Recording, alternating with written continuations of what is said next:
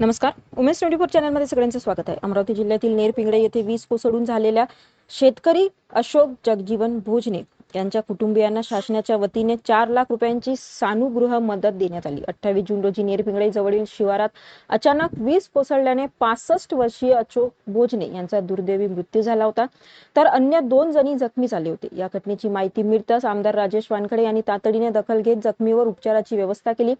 तसेच मृत शेतकऱ्यांच्या कुटुंबाला शासनाच्या माध्यमातून तात्काळ मदत मिळवण्यासाठी संबंधित यंत्रणेला निर्देश दिले होते.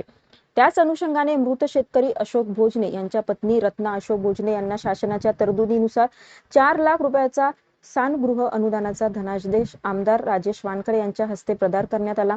विशेष म्हणजे ही मदत VPDA प्रणालीद्वारे अवघ्या 12 दिवसाच्या आत उपलब्ध करून देण्यात आली. यावेळी आमदार राजेश वानखडे यांनी भोजने कुटुंबियांचे सांत्वन करत नैसर्गिक आपत्तीच्या काळात शासन त्यांच्या पाठीशी असल्याचे सांगितले.